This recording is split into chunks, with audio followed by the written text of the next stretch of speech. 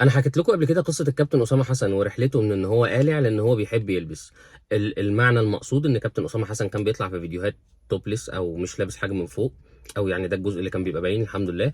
وبعد كده ابتدى يلبس ولحد ما اتطور وبقى مدير قطاع البراعم في نادي الزمالك. مش عارفين ساعتها مين اللي هيبقى لابس، هل هو كابتن اسامه حسن ولا البراعم، بس مش ده موضوعنا دلوقتي.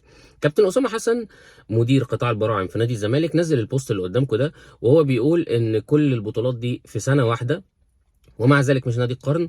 وبعدين قعد يضحك ها ها ها ها كده لحد ما شرق تقريبا، او ما اعرفش الكيبورد علق او ايه اللي حصل، بس برضه مش ده موضوعنا. لو لا قدر الله يعني حد يعرف الكابتن اسامه حسن شخصيا يطمنا عليه ان الها ها ها دي وقفت عادي، مش جرى له حاجه او حاجه، عشان نبقى مطمنين يعني ان احنا هنشوفه تاني مش لاي سبب تاني، بس عشان حرام نخسر كادر كوميدي زي الكابتن اسامه. الكابتن اسامه كان بيتكلم في البوست ده في نقطه مهمه جدا، وان ازاي نادي الزمالك اللي قدر يحقق البطولات دي كلها في سنه واحده ما خدش نادي القرن. وهنا نحب نقول للكابتن اسامه حسن انه لو عمل ب 2 جنيه سيرش هيعرف ان موضوع نادي القرن ده كان سنه 2000، ان هو بيتحسب يعني لحد سنه 2000 ده القرن ساعتها انتهى، و2001 او 2000 ده بدايه القرن الجديد اللي هي الالفينات، بدايه من 2000 2001 وهكذا. وان البطولات دي حضراتكم بتقولوا ان سباعيه الزمالك حققتوها في سيزون 2002 2004. واحد دلوقتي هيقول لي قاطعني يقول لي يعني ايه سيزون 2002 2004؟ هقول له لان الزمالك نادي رياضي فبالتالي هم شاطرين في الرياضه. لما لقوا السيزونز اسمها 2002 2003 زائد 2003 2004، لو حضرتك واخد درس رياضه بتاع ثالثه او رابعه ابتدائي، مش هقول لك ماث او حاجه معقده يعني، هتحتاج بس تاخد 2003 عامل مشترك هيبقى لك جوه قوس 2002 2004، ودي السنه اللي الزمالك حسب فيها البطولات بتاعته السبع بطولات.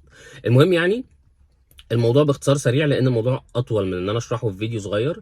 ممكن تخش تعمل سيرش على اليوتيوب، تكتب سباعية الزمالك وسام سالم، هتلاقي الفيديو بتاعي على على قناه الحلم في البرنامج بتاعي بتاع بانينكا، وانا بشرح الموضوع ده بالتفصيل بالتواريخ. وصدفه طلعت لابس نفس الشميز دلوقتي عشان حتى يبقى الشكل مألوف بالنسبه لك لو انت اول مره تشوفني يعني.